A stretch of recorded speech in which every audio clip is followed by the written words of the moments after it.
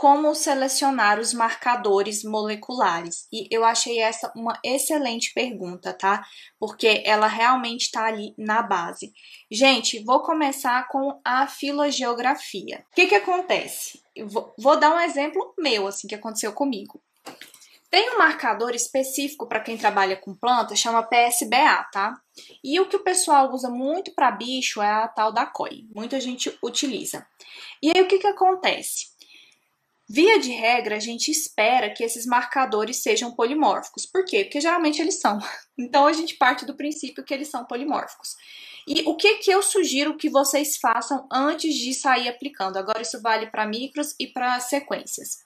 Que vocês façam um screening. Porque eu peguei esse marcador PSVA e eu testei para uma espécie e deu polimorfismo maravilhoso, como eu esperava. Joguei numa espécie irmã, porque joguei assim, eu amplifiquei, né? Tô falando aqui a terminologia mais informal, mas enfim. Eu amplifiquei toda uma espécie irmã, assumindo que ela seria polimórfica. E adivinha o quê? Ela era monomórfica. Qual que foi a minha sorte? Que ela era monomórfica? A minha sorte é porque eu queria fazer um trabalho entre espécies irmãs, então eu precisava do mesmo marcador. E como era um trabalho populacional, eu tive muita sorte, mas essa pode não ser a sua sorte. Então, tome cuidado com isso, tá? Então, cuidado com esse negócio de você pegar um marcador que alguém falou, esse marcador é polimórfico. Ou porque a maior parte dos trabalhos que a gente observa na literatura reportam esse tipo de marcador. Primeira coisa que você tem que fazer é um teste para verificar se de fato esses marcadores eles apresentam polimorfismo.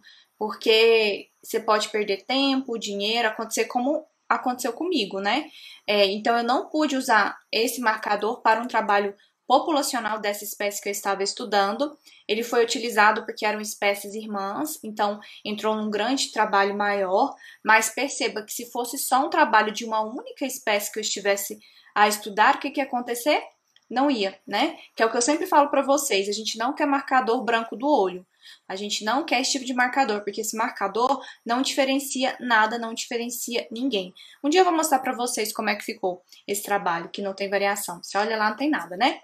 Mas, então, como eu só quero deixar claro para vocês esse cuidado que você tem que ter de não sair pegando aquilo. É o que eu falei sobre a selfie do dado genético. Quem assistiu a semana sabe do que eu tô dizendo, né? Às vezes um colega fala, cara, isso aqui funcionou para mim. Pode funcionar para você? Pode. É um bom indicativo? Sim, claro, a gente tem que usar a experiência do outro, mas você não pode assumir que você vai sobrepor toda aquela inteligência do dado dele para o seu dado. Então, não é porque um marcador funcionou para alguém que vai funcionar para você, tá? Ou que você vai ter polimorfismo com ele, todas essas coisas. Bom, como eu faço então para selecionar marcadores? Dito isso, né? Agora aqui, tanto para os micros quanto para as sequências. Eu vou na literatura e faço uma busca de todas essas regiões que eu quero estudar, né?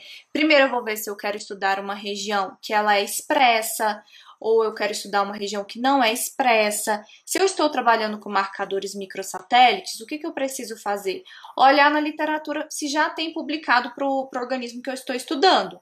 Então, perceba, se você tem uma espécie de interesse e não tem marcador descrito para ela, tipo assim, não tem um microsatélite descrito para essa espécie. Imagina quão mais difícil vai ser para você trabalhar com ela, porque aí você vai ter que desenvolver esses marcadores microsatélites. Então, uma boa estratégia quando você for começar o seu trabalho é verificar se já tem marcadores microsatélites descrito para essa espécie que você está pensando em estudar, que você objetiva investigar a diversidade genética.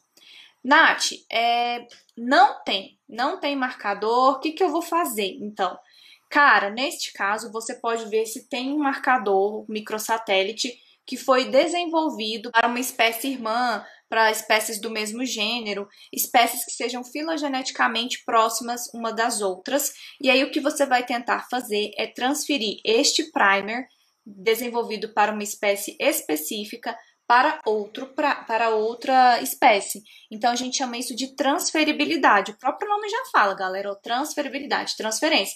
Então, eu vou tentar transferir algo que foi desenvolvido para uma espécie em outra espécie. Por que que tem que ser espécies filogeneticamente próximas, Nath? Por quê?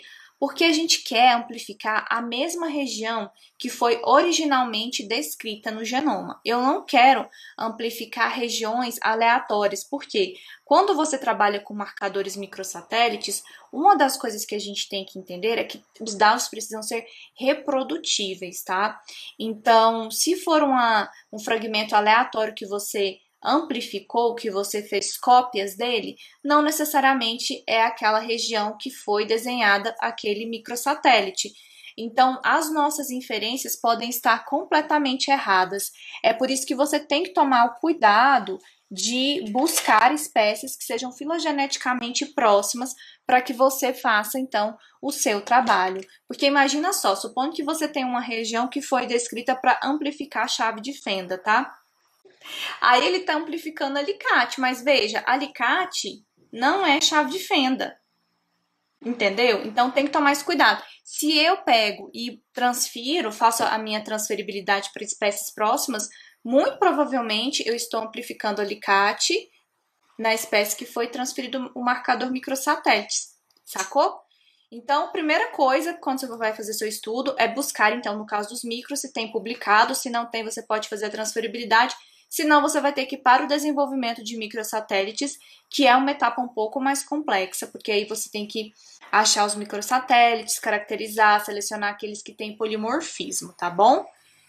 Sequência. Sequência, gente, nós temos para a filogeografia marcadores que nós chamamos de marcadores meio que universais, sabe? De algumas regiões aí que a gente usa muito na filogenia e tudo mais. Então, o que você tem que fazer? Faz um levantamento dos marcadores que tem disponíveis. Eu até tenho isso para planta, tá? Quem tiver interesse em trabalhar com planta, eu posso enviar para vocês esses marcadores, porque eu fiz esse levantamento quando eu fui trabalhar com a minha espécie. E aí você vai testar esses marcadores nas suas populações. E agora essa dica vale para os dois, para qualquer marcador. Então, o que você tem que fazer? Você tem que fazer um negócio que chama screening. Você vai pegar alguns indivíduos das populações que você tem e busque indivíduos de populações distintas, tá? Tente fazer essa caracterização inicial em populações distintas, viu? Aí, o que acontece? Você faz um teste com um númerozinho pequeno de indivíduos. Se você fizer o teste e encontrar polimorfismo, cara, que massa! Encontrei polimorfismo. Se você faz esse teste e não encontra polimorfismo, tchau, meu filho, não quero saber de você não, você é branco de olho, não me ajuda com nada.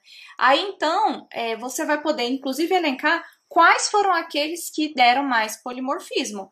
Obviamente que se você não tiver dinheiro, você não vai sair aí pegando um monte de marcador, nada a ver, né? Não, você já dá uma olhada na literatura, aquele marcador que foi estudado, que você viu que tem polimorfismo, porque ele tem uma chance maior de ter polimorfismo nas suas populações.